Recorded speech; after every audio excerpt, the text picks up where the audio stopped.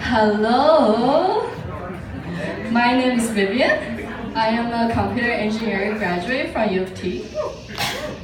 Started programming 5 years ago, and then in 2015, moved to Belgium, worked for a healthcare company called Alpha. I was doing multi-threaded Windows application development.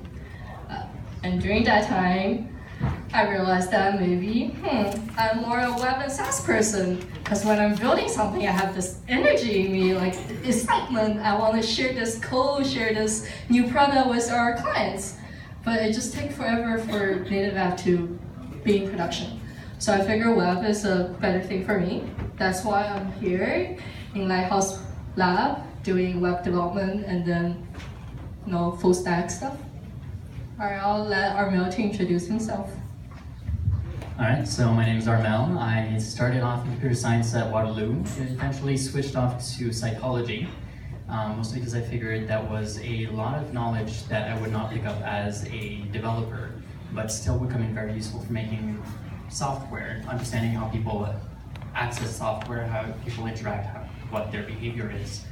So I completed that degree and now I'm in LightHouse Labs to actually get right back into development and combine the skill sets together. Sure. All right, so our project was making a 3D web-based game. So we called it Lethal Heavy Lancer, acronym LHL for some reason, I don't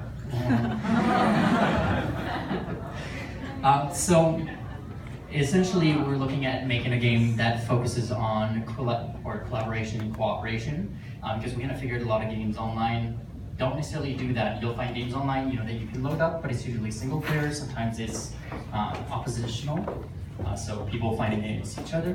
But we wanted something where you can actually work together and you get more benefits by working as a team as opposed to against each other or just on your own. Because after all, it's the internet, that's what it's for. As well, we wanted something that was real-time, so simulating or analogous to a native app. And finally, something that was easy to pick up and play. So what you'll see over here is pretty much you load up the page, and this is what you're getting right off the bat. This is actually running in 3D.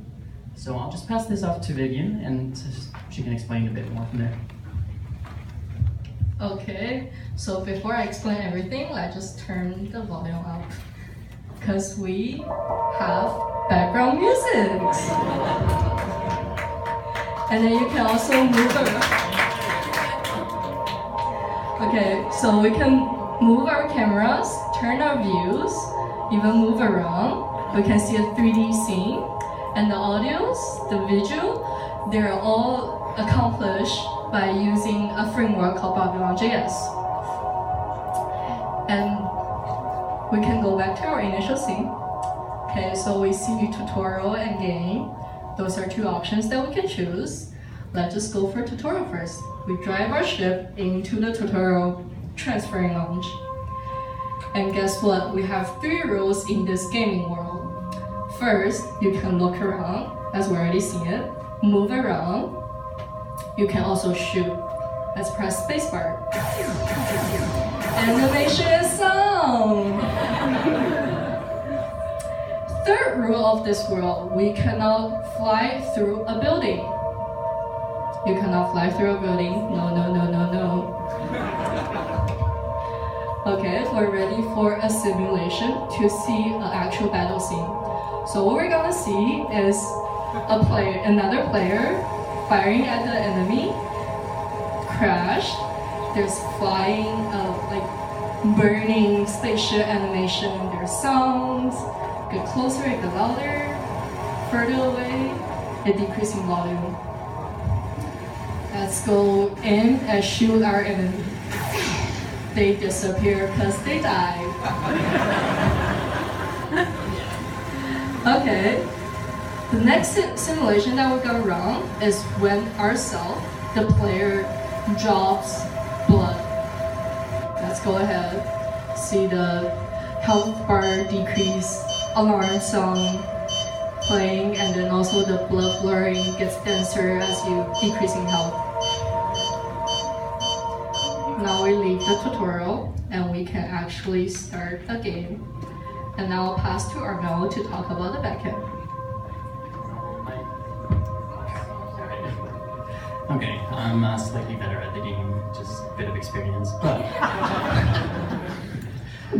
so lovely sound effects. So what we have essentially, so I did a lot of the backend work, essentially making sure that the game itself is a game. The backend handles all of the logic happening behind it, so handling all the enemies, handling the world that you're in, where you're navigating through and what you can do in it.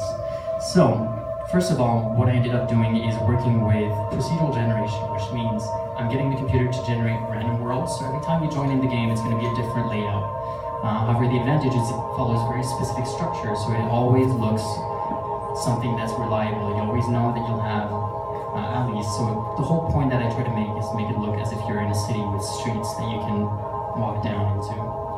The other thing that I worked on was enemy AI and pathfinding.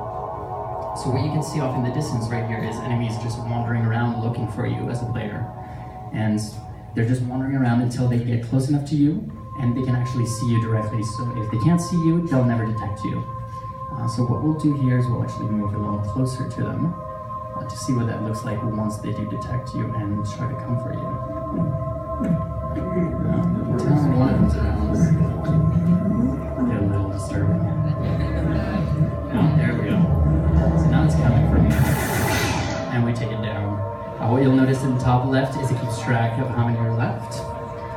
So you can actually get a good idea of how far you need to go to taking them all down. Yeah. You can also notice that on the top left, you've got the number of online players. Currently that's one. One of the key aspects, as I mentioned, we wanted this to be cooperative. Oh god. There we go. So actually what you can do is, if any of you have a laptop right now, you can actually join us directly into the game. So if you want to take a second, I see some people playing laptops out there.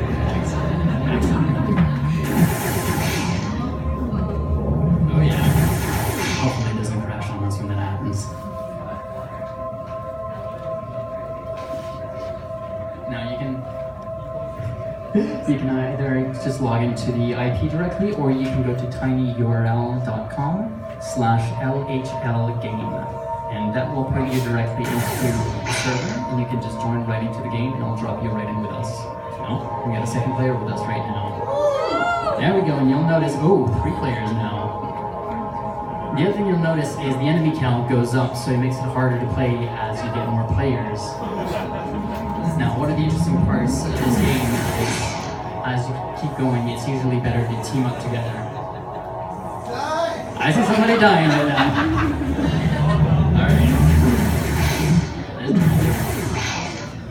I think we're down this way. I forget. Oh god, I'm gonna get chased down. This is terrible. Oh god, I'm gonna die. I know somebody who's about to die. There they are! I got your back. There we go. Oh, somebody got disconnected. My server didn't die. You got no health back. This is real life, buddy. Well, yeah, so essentially we set it up this way so you can have multiple people playing together. Ooh, we got up to 4 people right now. Excellent. The way I've got it set up is each mission can have up to 4 people. If any more people try to join into the game, it'll actually generate a whole new game with their own session, a whole set of enemies. To help keep things separated, keep it a bit challenging, so you don't end up with about a dozen people trying to kill like enemies at once. Yeah. So, do you guys want to see us win, or just leave it like that? Win, yeah? Okay, let's keep going. So we have 70 left. We only killed 14. This is not a good step. Yeah, that's not gonna hurt that far. Yeah, no, I forgot questions. Is there any rendering optimization for the world? Not rendering optimization, but assets management. Like a resolution? Resolution is not So for resolution optimization, we'll actually have to implement a fog. But we decided not to do that because fog is a function of time. So as you go like further along into this game, it's gonna get denser. It will be harder to kill the enemies. So I think, we think it was too hard to do the fog. But assets management, definitely yes. So what we did was, what happened?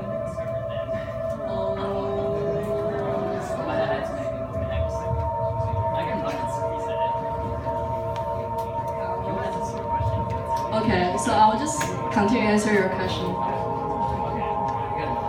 So we have assets management.